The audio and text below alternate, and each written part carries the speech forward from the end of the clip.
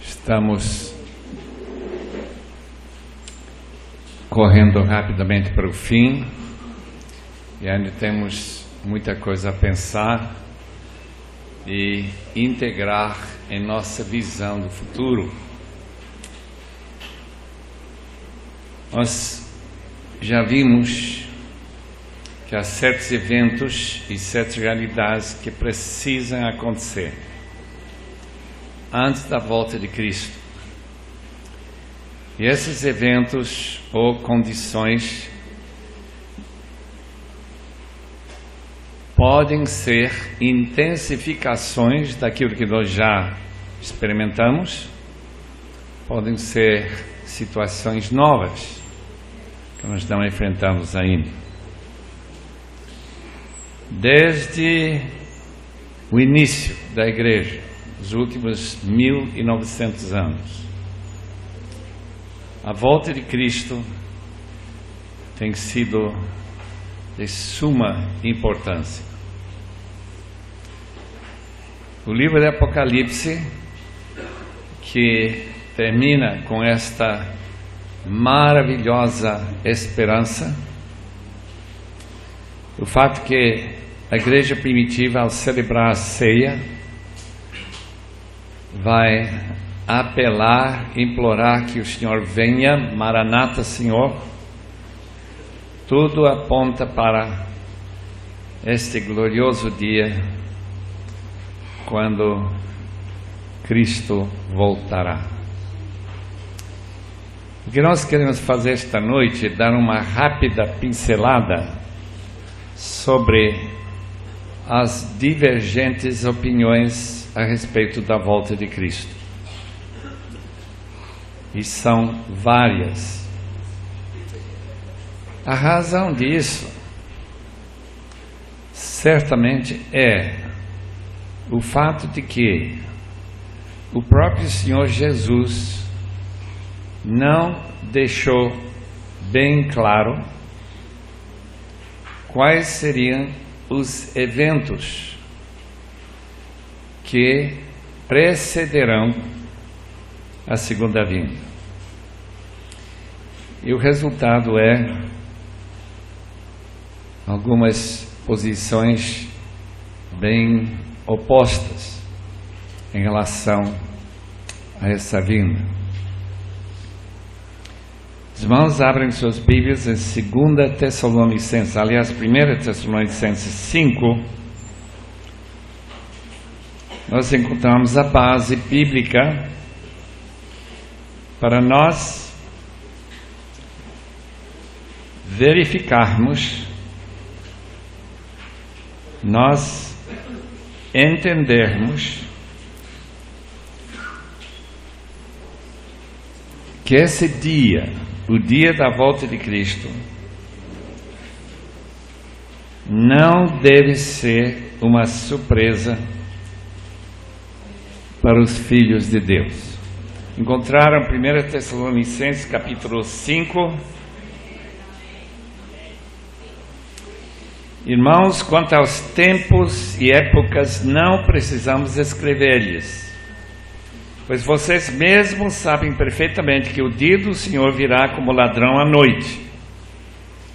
Quando disserem paz e segurança, a destruição virá sobre eles de repente, como as dores de parto à mulher grávida, e de modo nenhum escaparão. Neste mundo, quando tudo parece mais seguro, menos ameaça de guerra nuclear e outros grandes desafios que o mundo está enfrentando, paz e segurança está em ascendência. De repente, aparecerá a destruição e de modo nenhum escaparão. Isto é, será tão rápido que não haverá nem tempo para se arrepender e aceitar o Evangelho. Agora, versículo 4.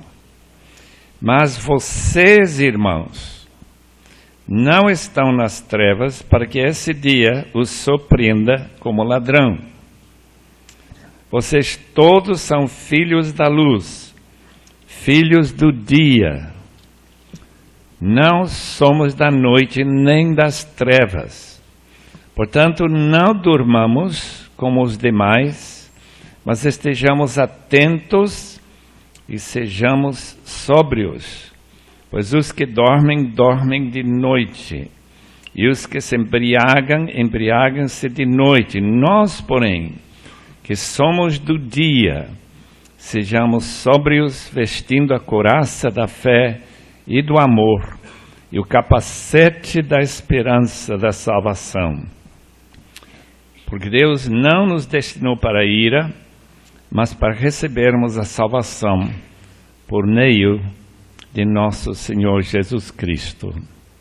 Ele morreu por nós para que, quer estejamos acordados, quer dormindo, e aqui o significar dormir significa mortos, vivamos unidos a Ele.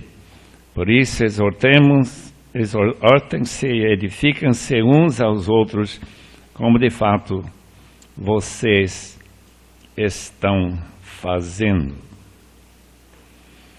Eu queria, depois dessa leitura, que nós curvemos nossas cabeças e oremos para pedir que Deus nos proteja de falar alguma coisa que não seja de acordo com o próprio ensino do livro sagrado, a Bíblia. Pai, obrigado, muito obrigado pela informação que Tua Palavra nos fornece, para que esse dia que nós aguardamos ansiosamente, que estejamos vivos ou passando desta vida para aquele estado intermediário, que nós estejamos em condições de encontrar-nos com nosso Senhor da glória. Oh Deus, tanta gente que fica sem pensar nesse futuro, que pode ser iminente, pode ser que vai demorar, mas de qualquer forma está para vir. E nós julgamos que Tua ajuda nesta noite, aos momentos que nós passaremos juntos, olhando para a Tua Palavra, que nós estejamos sendo conduzidos sempre pela vereda da verdade e não interpretar erradamente o que a Bíblia ensina. Obrigado, Senhor, em nome de Jesus. Amém. Logo depois de encerrar o livro de Apocalipse, aparecem alguns documentos que referem à segunda vinda de Cristo. Nós temos, por exemplo, Didache, do ano 120 depois de Cristo. O livro de Apocalipse datamos normalmente em volta de 95 depois de Cristo. No Didache, nós temos referências a um período de sofrimento que antecederá a volta de Cristo. Este período que nós normalmente identificamos com grande tribulação. A epístola de Barnabé, que também é de 138 depois de Cristo, isto é, uns 40 anos depois do livro de Apocalipse, nós encontramos novamente referências a um reino milenar que será estabelecido por Cristo logo que Ele chegar.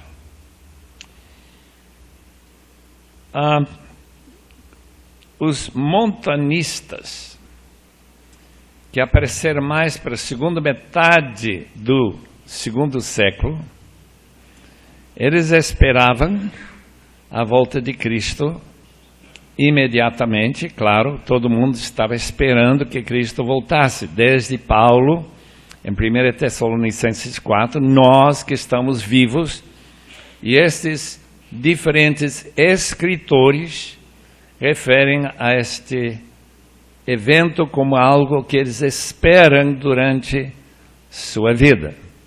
E a razão é muito simples. A palavra de Deus fala que Jesus volta brevemente. Se os irmãos querem olhar para um texto, além do livro de Apocalipse, o último capítulo, 22, por exemplo, olhem para Hebreus, capítulo 10,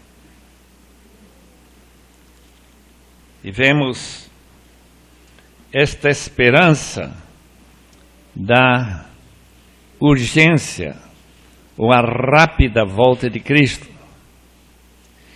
Versículo 36 do capítulo 10. Vocês precisam perseverar, de modo que quando tiverem feito a vontade de Deus, recebam o que Ele prometeu. Pois em breve, muito em breve, aquele que vem virá e não demorará. Mas o meu justo viverá pela fé, e se retroceder, não me agradarei nele. Nós, porém, não somos dos que retrocedem. Nós não somos aqueles que vivem nas trevas. Nós somos do dia. E assim, nós somos aqueles que creem e são salvos. Portanto, a opinião destes diferentes escritores Didache, após a tribulação, virão os sinais do fim. Depois da perseguição, diz Barnabé, 138, do anticristo. Justino Mártir, 150 depois de Cristo. A vinda depois de sofrimento e perseguição. Então, na história da igreja, a esperança da segunda vinda não foi que ele viria a qualquer hora, qualquer instante, mas que seria precedido, como nós já indicamos ontem à noite, quando sua noiva está em condições para ser convidada a participar nesse banquete das bodas do Cordeiro, de que nós lemos o capítulo 19 do livro de Apocalipse. E a igreja foi continuando pensando desta maneira, Tertuliano também, pensando assim, no fim do segundo século, começo do terceiro século, e chegamos até a época de Agostinho e Tecônio, que era um donatista, que começam a reagir contra a ideia, principalmente de um milênio em que haverá as delícias quase tipicamente muçulmanas de orgias, de alegrias carnais nesse período de paraíso aqui na terra. E Agostinho reagindo, porque ele reagiu contra todo envolvimento com o sexo, ele que promoveu, por exemplo, o celibato dos padres, uma vez que ele mesmo viveu até mais de 30 anos uma vida realmente de libertinagem, que ele começa a dizer não, o milênio não pode ser assim, e ele começa a interpretar o chamado milênio como algo que já começou e que diz respeito a todo esse período entre a ascensão de Cristo e sua volta. E aí começa aquele pensamento chamado amilenista, isto é, sem milênio, como um período distinto daquilo que nós esperamos. Então nós temos os primeiros escritores esperando, após um período de sofrimento, de tribulação, que virá, Jesus voltará e reinará aqui na terra durante 1000 anos. Mais ou menos o pensamento que o livro de Apocalipse apresenta no capítulo 20. Quando surgiu, em 1830, bem em torno disto, uma profecia por uma jovem, eu acho que não tinha nem 20 anos, uma certa Margaret MacDonald, na Inglaterra, a profetizar que Jesus Cristo viria secretamente, antes do período de tribulação começar, e que a igreja seria arrebatada para passar aqueles 7 anos da grande tribulação nos ares, sendo julgado e galardoada por Jesus, cumprindo aquele texto de Coríntios, 2 Coríntios 5:10, que nós já falamos. E depois daquele período ele voltará em poder e muita glória. Essa profecia foi ouvida por um senhor pastor Irving.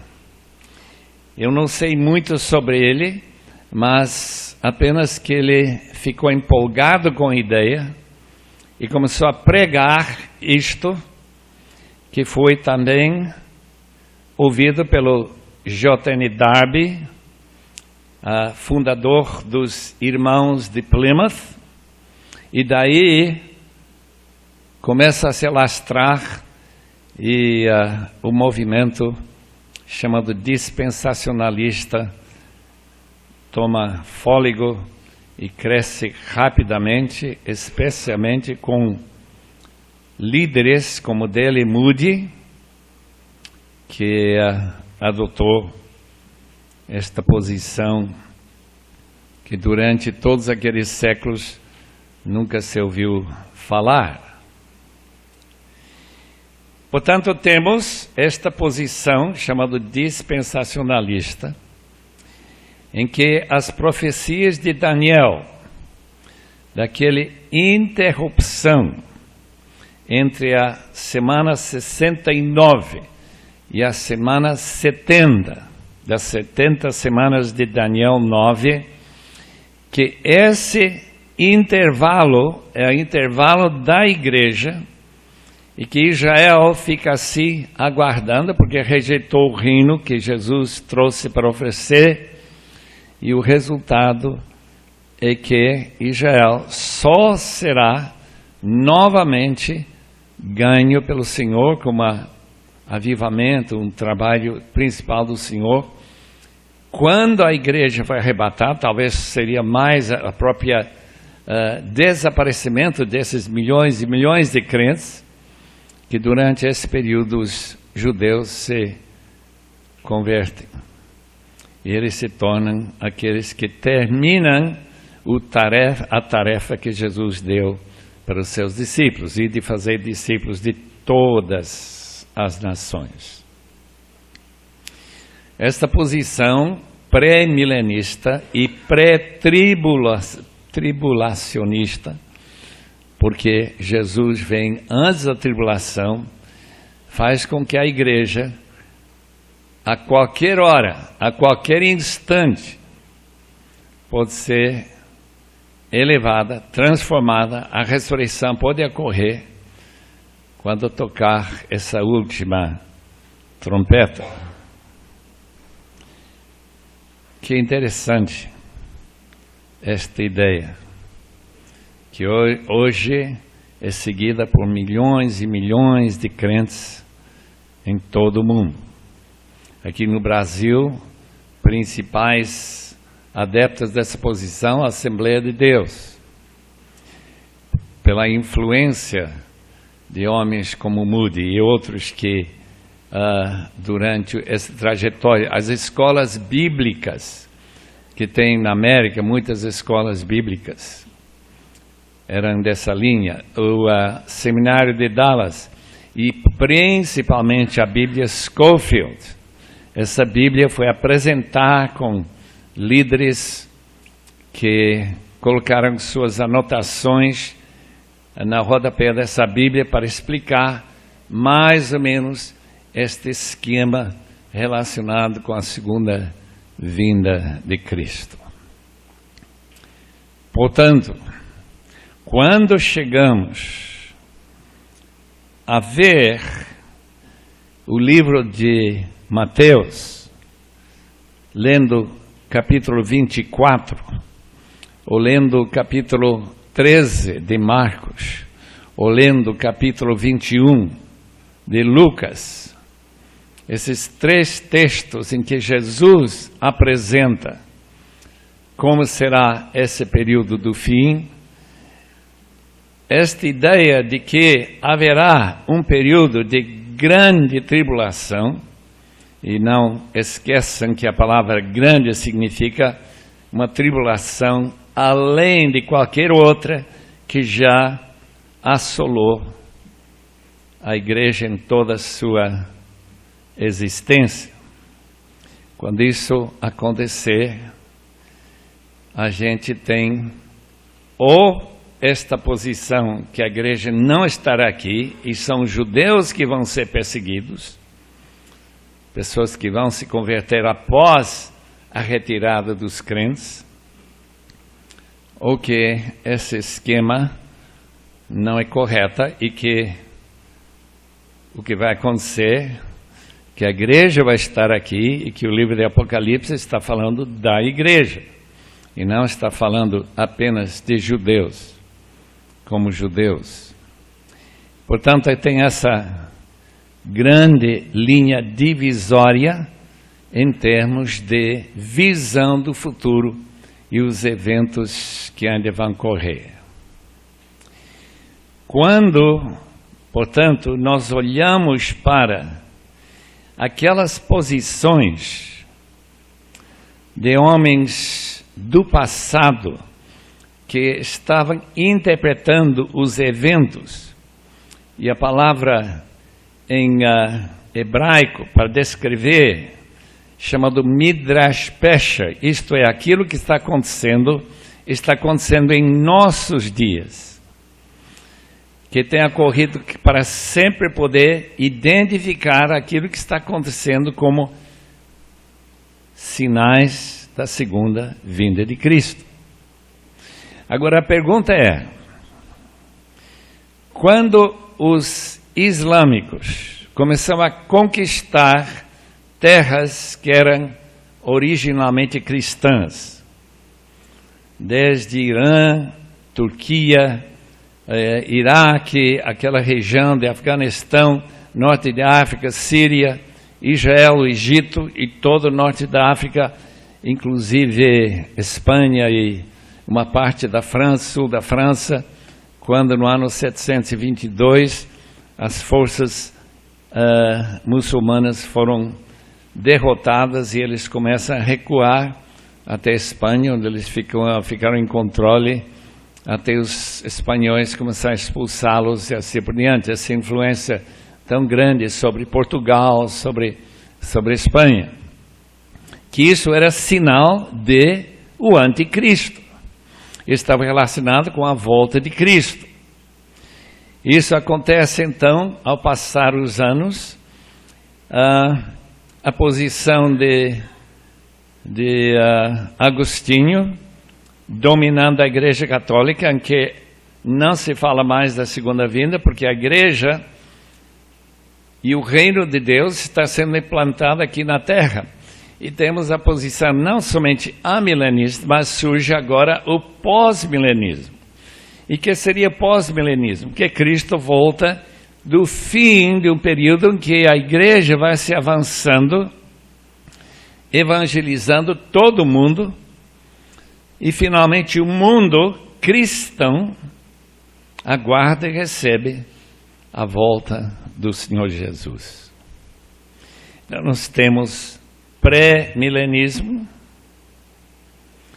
temos amilenismo, muito abraçado por especialmente presbiterianos e alguns outros grupos, e temos o pós-milenismo, que era a posição, por exemplo, de Jonathan Edwards, homens que eram os famosos professores do seminário de Princeton no século XIX e começo do século XX, que pensavam que naturalmente o mundo abraçaria o cristianismo.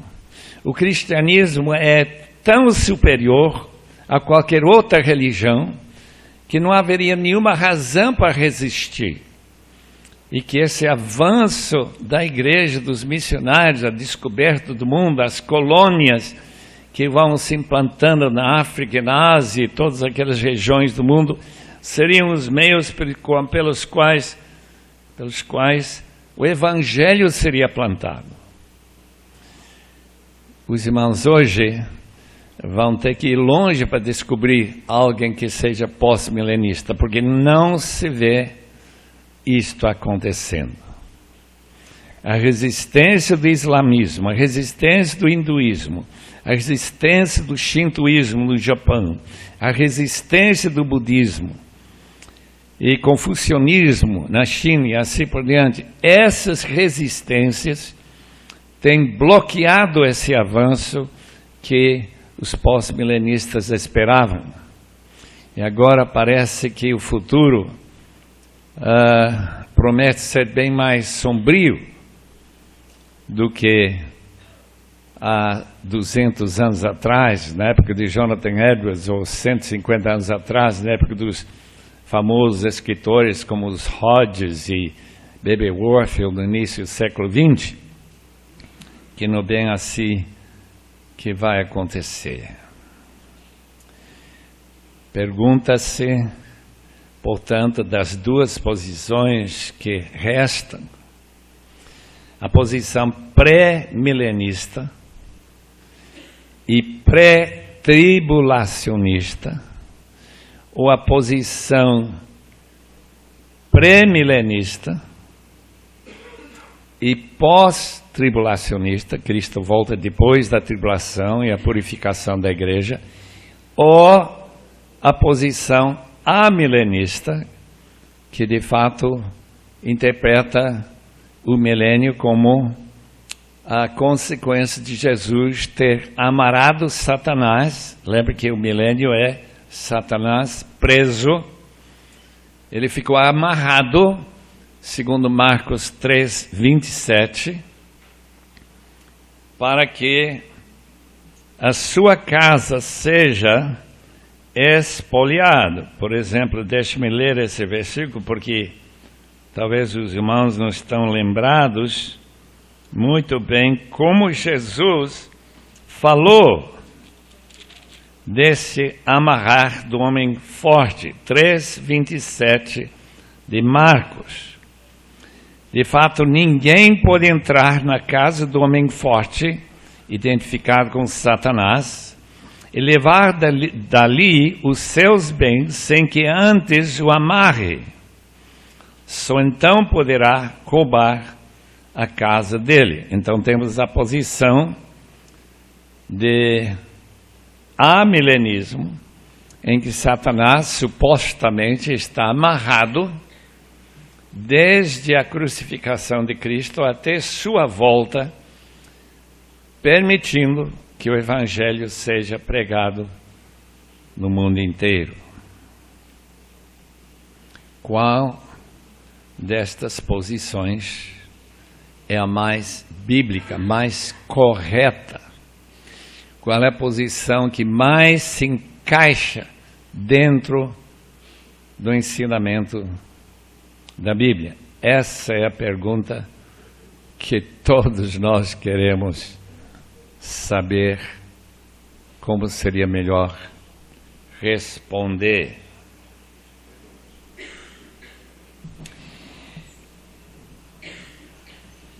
Que vamos dizer quando nós abrimos nossas Bíblias para Mateus 24 novamente e começa a se tratar daquele período de grande tribulação, do aparecimento do anticristo e de muita perseguição da Igreja de Cristo em todo o mundo. Estou com a minha Bíblia aberta, Mateus 24, versículo 15. Assim, quando vocês virem o sacrilégio terrível, do qual falou o profeta Daniel, no lugar santo, quem lê, entenda. Então, os que estiverem na Judeia, fujam para os montes. Quem estiver no telhado de sua casa, não desça para tirar dela coisa alguma. Quando estiver no campo, não volte para pegar seu manto. Como serão terríveis aqueles dias para as grávidas e para as que estiverem amamentando.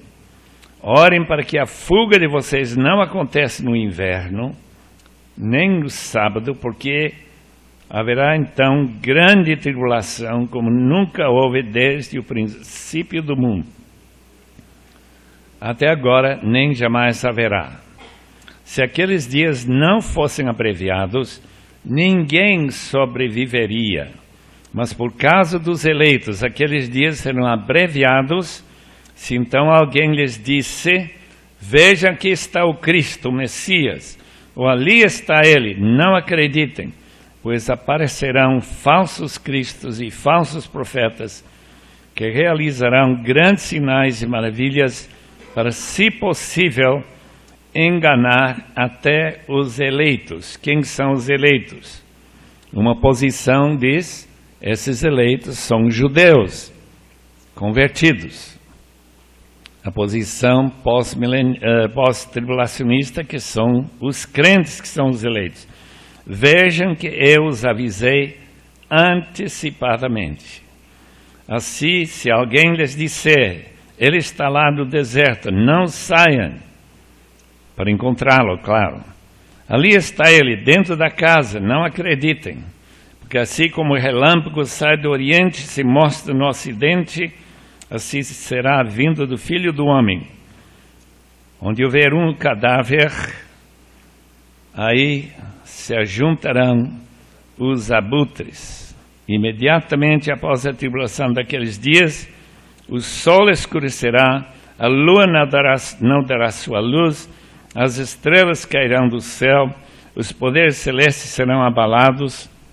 Então aparecerá no céu o sinal do Filho do Homem, e todas as nações da terra se lamentarão, e verão o Filho do Homem vindo nas nuvens do céu, com poder e grande glória. Ele enviará os seus anjos com grande som de trompeta, e estes reunirão os seus eleitos dos quatro ventos, isto é, de todos os cantos do mundo, de uma outra extremidade dos céus. Aprendam a lição da figueira: quando seus ramos se renovam, suas folhas começam a brotar. Vocês sabem que o verão está próximo. Assim também, quando virem todas estas coisas, sabem que ele está próximo às portas. Eles asseguram que não passará esta geração até que todas essas coisas aconteçam. Os céus e a terra passarão, mas as minhas palavras jamais passarão. Este quadro que nós acabamos de ler em Mateus 24 deixa bastante claro que tem 2 eventos, como já vimos esta manhã, em vista. Uma delas é o sofrimento que os judeus passaram quando Roma atacou e suprimiu, abafou aquela rebelião dos rebeldes, os sicari, os judeus, nos anos 66 a 70. Mas, além disto, o texto trata de um futuro em que os eleitos estão em vista, em que haverá uma grande perseguição promovida por esse sacrilégio ou esse abominável que dessola o templo ou profana o templo, e que nessa perseguição quem está em vista é a grande pergunta: é a igreja ou é apenas judeus eleitos salvos quando Jesus vem secretamente, segundo a posição dispensacionalista? Esta é a grande pergunta. O que é interessante, na minha opinião, estou dando minha opinião, é que este texto não fala nada sobre uma vinda de Cristo secreto. Nem aqui, nem em Marcos 13, nem em Lucas 21. O que Lucas 21 diz é bem interessante, e vamos então virar as páginas até capítulo 21 de Lucas, porque ele interpreta as palavras de Jesus, ou cita Jesus, numa explicação bem esclarecedora, começando com o versículo 20. Este texto corresponde a justamente aquele texto em que os judeus, sitiados pelos romanos, começando no ano 66, fechados dentro de Jerusalém, por isso que menciona aqui em versículo 20, quando virem Jerusalém rodeada de exércitos, vocês saberão que a sua devastação está próxima. Isso aconteceu no primeiro século, 66 a 70. Então, os que estiveram na Judeia fujam para os montes. Então, claramente referindo-se ao ataque de Roma para os rebeldes judeus nesse período, no primeiro século, 40 anos após a crucificação. Fujam para os montes, os que estiverem na cidade saiam, os que estiverem no campo não entrem na cidade, pois esses são os dias da vingança em cumprimento de tudo que foi escrito. Como serão terríveis aqueles dias para as grávidas, para os que estiverem amamentando, que nós já vimos em capítulo 24, haverá grande aflição na terra, ira contra este povo judaico, cairão pelas espadas, serão levados como prisioneiros para todas as nações. Jerusalém será pisada pelos gentios, até que os tempos deles se cumpram. Agora pense comigo um instante. Esse acontecimento, no ano 70, quando os romanos tomaram a cidade, destruíram a cidade, e os judeus foram levados cativos e foram espalhados pelo mundo.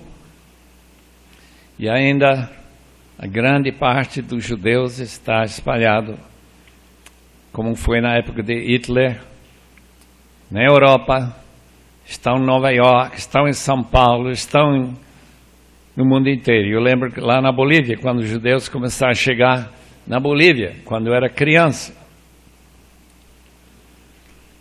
essa descrição dos judeus sendo espalhados e Jerusalém não sendo controlado pelos judeus durante quase 2 milênios, que aconteceu em 1967.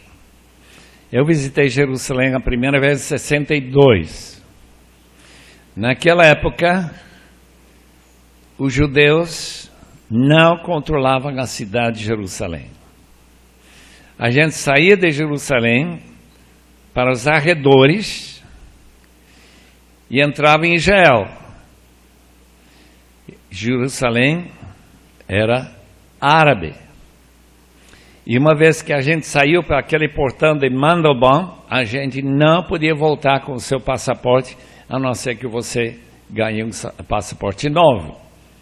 Porque os países árabes, Jerusalém, por acaso, não permitia que você voltasse uma vez que você entrasse em Israel. Tem essas restrições até o dia de hoje, com alguns países muçulmanos. Em 67, Israel tomou conta de Jerusalém. E se vocês visitam Jerusalém hoje, vocês sabem que é uma cidade judaica. Tem muitos árabes que moram lá, mas quem está em controle são os judeus. Entre a destruição no ano 70 até 1967, Jerusalém não ficou debaixo do controle dos judeus, que eu acho bem significativo. O Novo Testamento não enfatiza a volta dos israelitas para a terra prometida, mas Jesus mesmo predisse que esse tempo dos gentios controlar Jerusalém terminará em algum tempo no futuro. Esse tempo chegou em 67 do século passado. Agora, o que nós podemos pensar a respeito? Que importância tem esse evento? Se nós lêssemos aquele livro de Hal Lindsey, que saiu 30 anos atrás, mais ou menos, eu não lembro exatamente a data, ele diz que uma vez que a nação israelita se estabeleça na terra prometida, que esse texto que diz que todas as coisas preditas vão acontecer dentro de uma só geração, isto é, 40 anos. Resultado: esperando Israel, que foi formado como nação em 48, 40 anos dá 88. Então, a grande expectativa em relação à segunda vinda de Cristo foi que a volta de Israel, estabelecimento da nação judaica, e mais confirmado no caso de Jerusalém, só que Lucas não fala nada sobre a nação ser formada, simplesmente que Jerusalém seria pisado pelos gentios até seu tempo acabar, que já acabou, que Jesus Cristo estaria de volta. Não foi a primeira vez que alguém predisse que a própria Bíblia trata de dar-nos uma data em que nós podemos confiantemente esperar que Jesus volte. Não. Tem outros que calcularam há muito tempo. Veja, por exemplo, aquele Joaquim de Fiore, 1260. Ele fez seus cálculos direitinho para que Jesus volte nessa época, se não nesse mesmo ano. Alsted, 1694, por aí, também faz os seus cálculos. Daí vem o famoso William Miller, 1844, quando ele calcula. E os adventistas saem para esperar Jesus no monte, vestidos especialmente de branco, na esperança de Jesus voltar nessa data que ele calculou, baseado em certas combinações de números ali, como também Daniel. Jesus não voltou. E os adventistas decepcionados, nós dizem, eu vou recalculou que era o ano seguinte que ele ia voltar. Só que agora sempre tem esse esfriamento da esperança. Em 1845, também Jesus não voltou. O que nós temos então nos adventistas do sétimo dia, temos uma continuação desse grupo de pessoas, é por isso que são chamados adventistas, porque o advento de Cristo quer dizer a vinda de Cristo, que estava marcada nessa data. Daí vem as testemunhas de Jeová, que diz que Jesus voltou sim, mas ele voltou em 1918, se não me engano. E assim vem estes grupos, tem outros mais recentes, coreano 1993, Valnice Milome, não sei, 2000 e pouco. E se os irmãos continuar vivendo algum tempinho ainda na Terra, vão ter algumas outros cálculos que Jesus está voltando. Pergunto, que sinal realmente marcará a volta de Cristo? Porque vocês não são da noite, são do dia, são da luz, para que aquele dia venha como surpresa para vocês. De fato, ele vem como ladrão, mas não para vocês. Ele vem como ladrão para o mundano que não crê na volta de Cristo. Ou para uma igreja mais apóstata, como a igreja católica, que também não fala, mas que eu saiba na volta de Cristo. Que sinal, voltando para a pergunta dos discípulos, marcará de fato a volta de Cristo? Se os irmãos ainda não podem responder, porque não estão escutando, a volta de Cristo, Ele mesmo indicou, será quando este Evangelho for pregado para todas as etnias, povos, línguas e nações. Os irmãos querem que Jesus volte? Eu acredito que sim, mas talvez não muito. Porque se quisermos que Cristo volte, precisamos nós envolver muito mais nessa tarefa. Nós precisamos orar com muito mais insistência e fé para Ele levantar obreiros, servos, trabalhadores para a grande seara de nosso Senhor Jesus. Porque ainda há tribos, mais ou menos 80 tribos no Brasil, que não sabem nada de Cristo. E como já falamos, estamos apenas repetindo, tem mais de 1.000, não muito menos de 2.000 grupos ainda não alcançados alguns deles enormes, alguns relativamente pequenos, espalhados no mundo. Precisamos orar, porque quando isso acontecer, podemos esperar a volta de Cristo.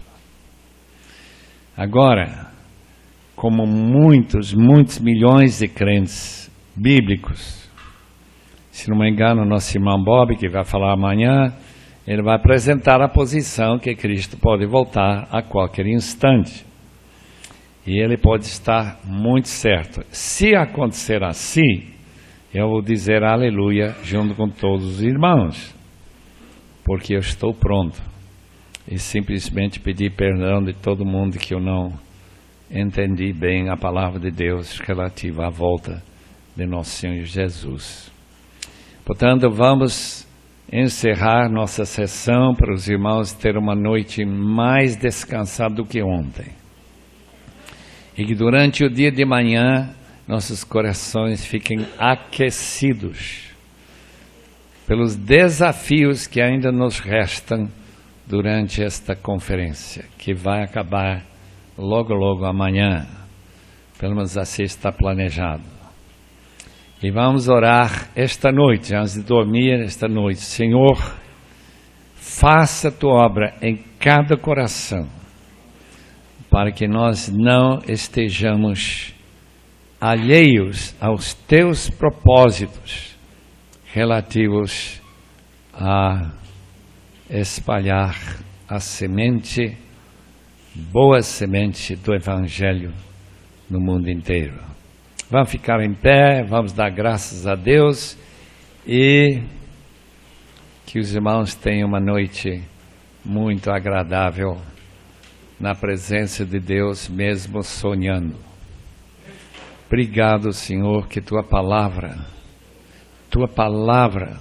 nossa única fonte de conhecimento relativo à segunda vinda de Cristo, possa nos orientar cada dia e que nós possamos amar a Tua vinda, que nós possamos dizer essa é a abençoada esperança e que nós estamos trabalhando ardentemente, até sacrificialmente, para que esse dia possa chegar. Oh Deus, abençoe cada pessoa aqui, abençoe cada igreja representada, cada pastor na sua pregação, que ele possa ser utilizado, Senhor, por Ti, para promover esta tarefa que Cristo deu para a sua igreja, em nome de Jesus. Amém, Senhor. Macida quer falar alguma coisa? Não? Tá bom.